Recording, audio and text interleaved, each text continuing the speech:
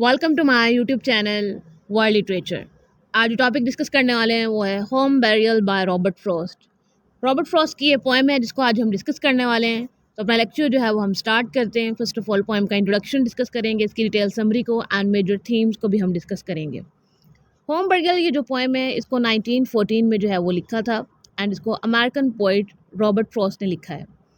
ये जो पोएम है ये रॉबर्ट फ्रॉस्ट की लॉन्गेस्ट पोएम है एंड इसको ब्लैंक वर्स में लिखा गया है। एंड ये जो पोएम है वो मोस्टली डायलॉग की फॉर्म में है एंड इसमें जो है वो मिस कम्युनिकेशन को दिखाया गया है कि मिस कम्युनिकेशन जो है ये कितनी डेंजरस चीज़ है। इससे जो है वो एक होम डिस्ट्रॉय हो जाता है, कपल्स की लाइफ डिस्ट्रॉय हो जाती है, एक हैप्पी मैरिड लाइफ जो है वो डिस्ट्रॉय हो जाती है। जब तक हम आपस में कम्युनिकेट नहीं करते हैं, अपनी फीलिंग्स को शेयर नहीं करते हैं, हम कभी भी चीज़ों को जो है वो ठीक नहीं कर सकते हैं। फर्दर अगर हम इस पोएम की बात करें तो इसके करेक्टर्स में जो है वो हस्बैंड एंड वाइफ है। हस्बैंड एंड वाइफ की जो एक लाइफ है वो दिखाई गई है। उनके बेबी की डेथ हुई है और रिसेंटली ही जो है वो डेथ हुई है। वाइफ जो है वो बहुत ज़्यादा ग्रीफ में है, अपने बच्चे की डेथ को जो है वो मॉर्न करती है, इमोशनल है। एंड हस्बैंड जो है वो थोड़ा सा डोमिनेंट है और वो ऐसे शो करवाता है कि उसे जो है वो अपने बच्चे की डेथ से जो है वो कोई फ़र्क नहीं पड़ता है। एंड वाइफ को भी यही लगता है कि हस्बैंड को जो है ना वो कोई फ़र्क नहीं पड़ता है कि उनके बेबी की जो है वो डेथ हो गई है और अब उनके पास कोई बेबी नहीं है। एंड ये एक दूसरे के ग्रीफ को जो है वो अंडरस्टैंड नहीं कर पा रहे हैं। वाइफ को लगता है कि हस्बैंड को कोई ग्रीफ नहीं है एंड हस्बैंड को लगता है कि वाइफ जो है ना वो ओवर एक्टिंग कर रही है। पोएम की डिटेल समरी को जो है वो हम डिस्कस करते हैं। पोएम जो है वो स्टार्ट इस तरह से होती है, सेटिंग दिखाई गई है, स्टेयर्स हैं, वाइफ जो है वो ऊपर खड़ी है एंड हस्बैंड जो है वो नीचे खड़ा है। एंड इन दोनों की जो है ना वो आपस में कॉन्वर्सेशन फिर स्टार्ट होती है और ये पूरी जो पोएम है वो डायलॉग के फॉर्म में जो है वो लिखी गई है। अब ये जो फीमेल है वो ग्रीफ में है, वो अपने बच्चे की डेथ को जो है वो स्टिल जो है वो मॉर्न कर रही है और वो हमेशा जो है ना वो बाहर देखती रहती है। अब इनके स्टेयर्स के सामने एक विंडो है और विंडो के सामने जो है ना वो एक ग्राउंड है और ग्राउंड में जो है वो इनके बेबी की ग्रेव है। और ये जो वाइफ है ये हर टाइम उसी ग्रेव को देखती रहती है जिस ग्रेव में इस वाइफ का बेबी है। अब हस्बैंड जो है ना वो अपनी वाइफ से पूछता है कि तुम इतनी जो है ना वो खामोश क्यों हो, तुम्हारी साइलेंस का रीज़न क्या है, या फिर तुम हमेशा जो है ना वो बाहर क्यों देखती रहती हो। तो हस्बैंड जो है वो कई बार अपनी वाइफ से ना यही क्वेश्चन करता है लेकिन वाइफ जो है ना वो कोई रिस्पॉन्स नहीं करती है और खामोशी से अपने हस्बैंड के क्वेश्चंस को सुनती रहती है, उसकी बातों को सुनती रहती है एंड कोई रिस्पॉन्स जो है वो नहीं देती है। उसके बाद हस्बैंड जो है वो अपनी वाइफ के पास जाता है एंड उसको जो है ना वो कंसोल करने की ट्राई करता है और उसे पूछता है कि ऐसा क्या है इस विंडो के बाहर जो तुम हमेशा देखती रहती हो।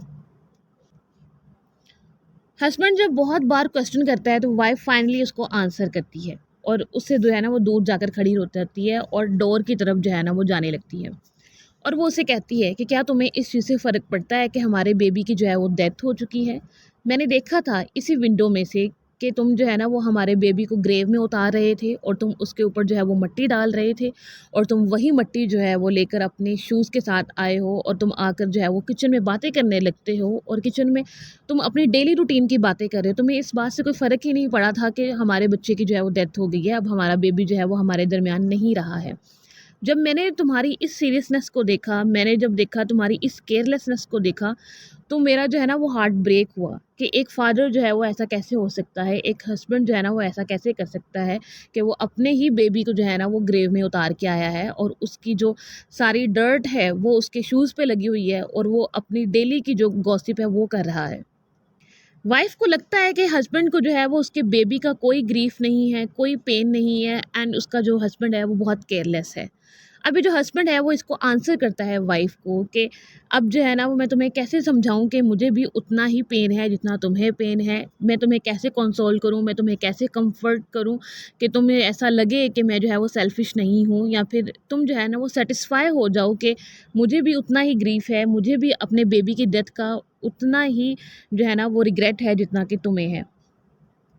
देन हस्बैंड और वाइफ का आपस में आर्गूमेंट होता है और हार्श वर्ड एक्सचेंज होते हैं, इनका काफ़ी झगड़ा होता है। उसके बाद हस्बैंड जो है ना वो कहता है गॉड व्हाट अ वुमन, कि ये क्या लेडी है, ये इतनी इमोशनल है, ये जो इतनी ओवर एक्टिंग कर रही है, इसको लगता है कि शायद मुझे जो है वो अपने चाइल्ड की डेथ का जो है वो कोई ग्रीफ नहीं है।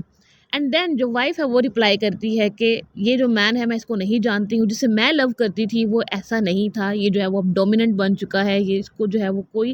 گریف نہیں ہے اور یہ کیئر لیس مین ہے۔ اس کے بعد وائف جو ہے نا وہ گھر چھوڑ کر جانے لگتی ہے، لیکن ہسبینڈ جو ہے وہ اس کو روکتا ہے اور اسے کہتا ہے کہ دوسروں سے جا کر ہیلپ مت مانگو، میں تمہارے پاس ہوں، میں تم سے لو کرنے والا ہسبینڈ ہوں، تمہیں اس بیبی کی بڑی ہے، ایون کہ تمہارے پاس ایک لونگ ہسبینڈ ہے، آؤ ہم ایک دوسرے سے اپنا گریف جو ہے وہ شیئر کرتے ہیں۔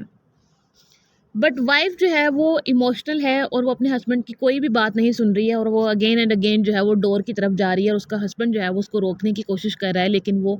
نہیں رکتی ہے اور اپنے ہسبینڈ کی بات کو نہیں مانتی ہے۔ اب ہسبینڈ جو ہے نا وہ اس کو ہر اینگل سے جو ہے وہ سمجھانے کی کوشش کر رہا ہے کہ وہ بھی پین میں ہے، وہ بھی سورو میں ہے، لیکن وائف جو ہے وہ اس بات کو سمجھنے کے لیے جو ہے وہ تیار نہیں ہے۔ اب ان کے بچے کی ڈیتھ کے ساتھ، ان کے بیبی کی ڈیتھ کے ساتھ، ان کی جو میرج ہے اس کی بھی ڈیتھ ہو چکی ہے، کیونکہ ایک دوسرے کو انڈرسٹینڈ نہیں کر پا رہے ہیں، ایک دوسرے سے جو ہے وہ کمیونیکیٹ نہیں کر پا رہے ہیں۔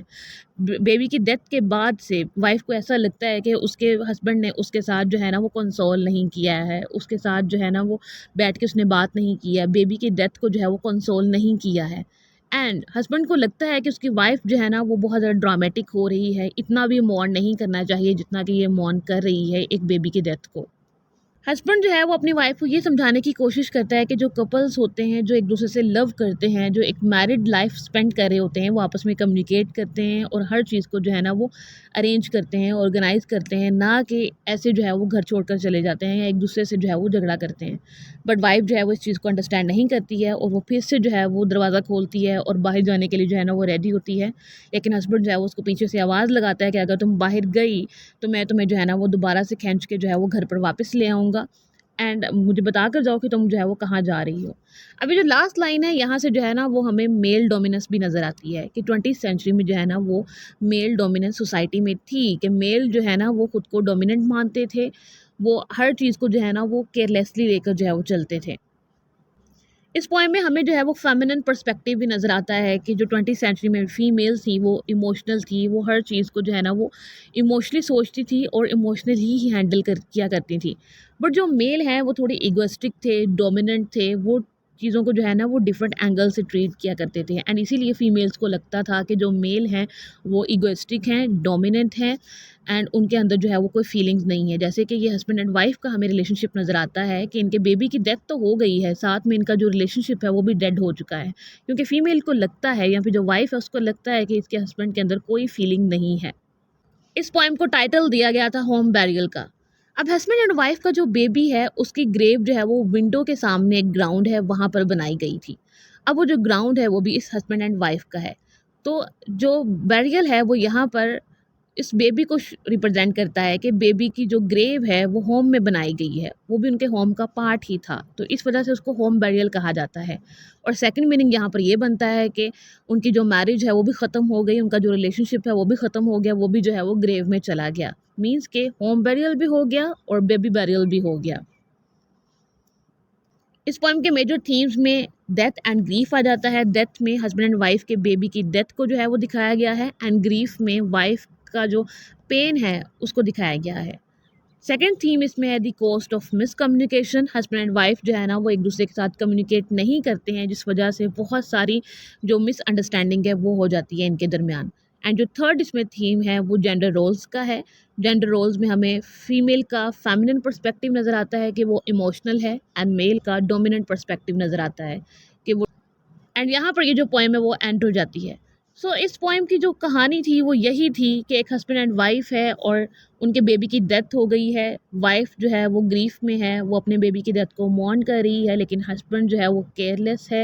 اور ایسے شو کروا رہا ہے کہ اسے اپنے بیبی کی ڈیتھ سے جو ہے وہ کوئی فرق نہیں پڑتا ہے، اینڈ وائف جو ہے نا وہ اسی وجہ سے جو ہے وہ اپنے ہسبینڈ سے ناراض ہے، اینڈ ان دونوں کے درمیان جو ہے وہ مس انڈرسٹینڈنگ جو ہے نا وہ ہو چکی ہیں۔ آج کے لیکچر میں بس اتنا ہی۔ آئی ہوپ کہ یہاں تک یہ جو پوائم ہے وہ آپ کو سمجھ آئی ہوگی۔ ویڈیو کو لائک اور شیئر اور چینل کو ضرور سبسکرائب کیجیے گا۔ Thanks for watching my channel.